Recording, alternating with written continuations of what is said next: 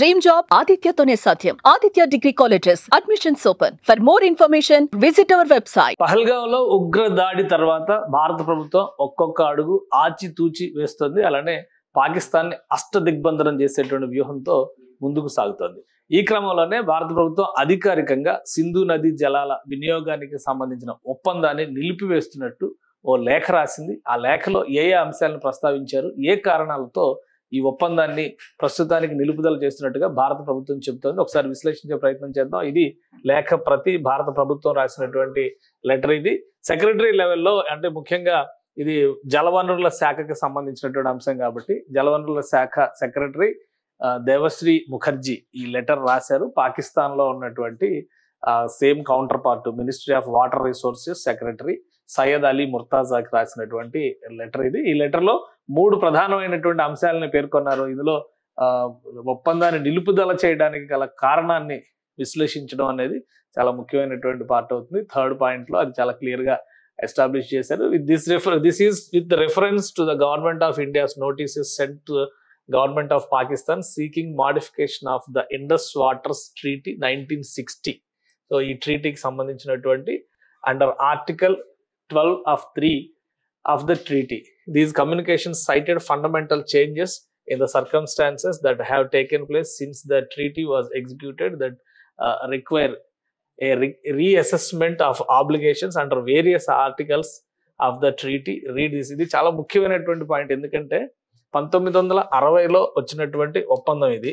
ఇప్పుడు అకస్మాత్తుగా భారత ప్రభుత్వం ఎందుకు నిలుపుదల చేసింది అనే దానికి ఉగ్రదాడి అనేటువంటి అంశం ఒక ప్రధాన కారణం అయితే, టోటల్ గా ఈ ఏరియాలో జరిగినటువంటి డెమోగ్రఫిక్ చేంజెస్ ని పరిగణలోకి తీసుకోవాలనేటువంటి మాటను భారత ప్రభుత్వం ప్రస్తావించింది. ఇది చాలా ముఖ్యం. ఏంటంటే ఒప్పందాన్ని ఫర్దర్ గా కొనసాగించేటువంటి క్రమంలో కూడా ప్రస్తుతం ఉన్నటువంటి ఆల్మోస్ట్ ఇది 65 ఏళ్ల క్రితం జరిగినటువంటి ఒప్పందం.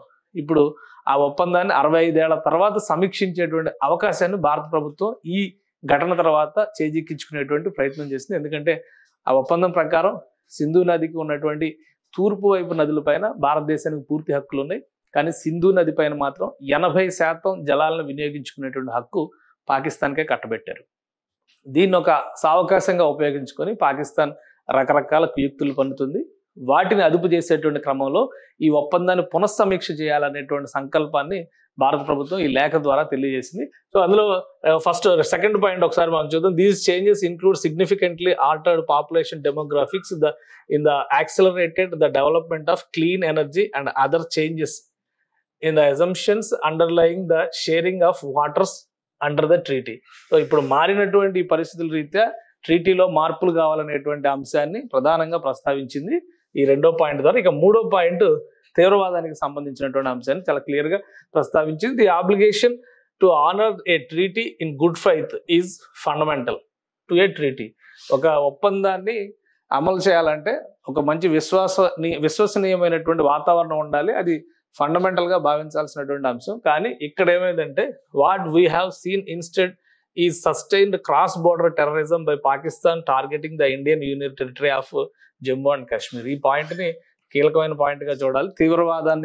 తీవ్రవాద ముప్పుని సృష్టించడంలో పాకిస్తాన్ కీలక పాత్ర పోషిస్తుంది. ముఖ్యంగా కాశ్మీర్ లోయలో సృష్టిస్తున్నటువంటి విధ్వంసానికి పాకిస్తాన్ వ్యూహాలు, పాకిస్తాన్ అనుసరిస్తున్నటువంటి విధానాలే కారణం అని చెప్పి ఈ పాయింట్ లో ఆరోపించింది.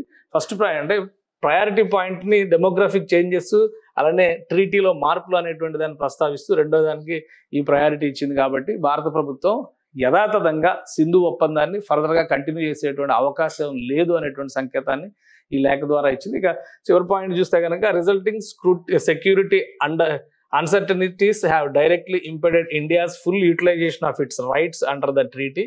సో ఇప్పుడు జరిగినటువంటి పరిణామాల వలన పూర్తి స్థాయి హక్కులను వినియోగించుకున్నాం. Further more apart from other breaches committed by it, Pakistan has refused to respond to India's request to enter into negotiations as envisaged under treaty.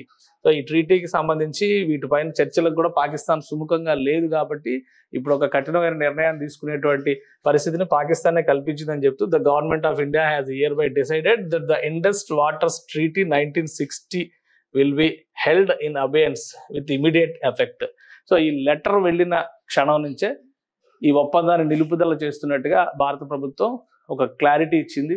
Deva Sri Mukherjee సంతకం చేసి పంపించినటువంటి లెటర్ భారత ప్రభుత్వం జలశక్తి శాఖ తరపున. సో ఇప్పుడు ఢిల్లీలో ఏం జరుగుతుందంటే కేంద్ర హోంశాఖ మంత్రి అమిత్ షా ఆధ్వర్యంలో జలశక్తి మంత్రి అలానే రక్షణ మంత్రి వీళ్ళందరూ ఒక కీలకమైనటువంటి భేటీ నిర్వహిస్తున్నారు. సింధు నదికి సంబంధించినటువంటి నదీ జలాల వినియోగం పైన ఒక వ్యూహాత్మక విధానాన్ని డ్రాఫ్ట్ చేసేటువంటి ప్రయత్నం భారత ప్రభుత్వం చేస్తుంది. అంటే యథాతథంగా 1960 సింధు జలాల ఒప్పందాన్ని అమలు చేసేటువంటి అవకాశాలు భవిష్యత్తులో కూడా ఉండకపోవచ్చు. ఎందుకంటే 65 ఏళ్ల తర్వాత జరిగినటువంటి పరిణామాలు, మార్పులు, చేర్పులు, అంతర్జాతీయ చట్టాలు వీటన్నిటిని దృష్టిలో పెట్టుకుని దీన్ని పునఃసమీక్షించేటువంటి ఒక అవకాశంగా భారత ప్రభుత్వం మలుచుకోబోతోంది. పాకిస్తాన్ కనుక ప్రాపర్గా రెస్పాండ్ కాకపోతే, ఉద్రిక్తతలు తగ్గించడానికి సహకరించకపోతే జరిగినటువంటి దారుణానికి ప్రతిఫలంగా ఆల్రెడీ ప్రధానమంత్రి నరేంద్ర మోడీ ఒక వార్నింగ్ ఇచ్చారు. ఊహించనటువంటి నష్టాన్ని చవి చూడాల్సిన పరిస్థితి పాకిస్తాన్కి ఎదురవుతుంది అంటున్నారు.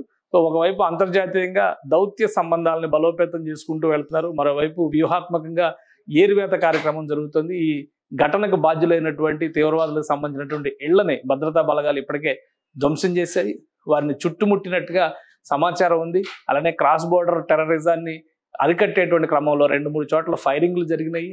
మరోవైపు సరిహద్దు రేఖ మొత్తం కూడా అప్రమత్తమైనటువంటి పరిస్థితి ఉంది.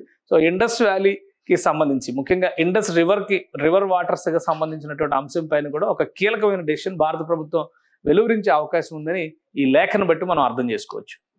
సుమన్ టీవీలో మీ పర్సనల్ అండ్ బిజినెస్ ప్రమోషన్స్ కోసం కింది నెంబర్కి కాంటాక్ట్ చేయండి.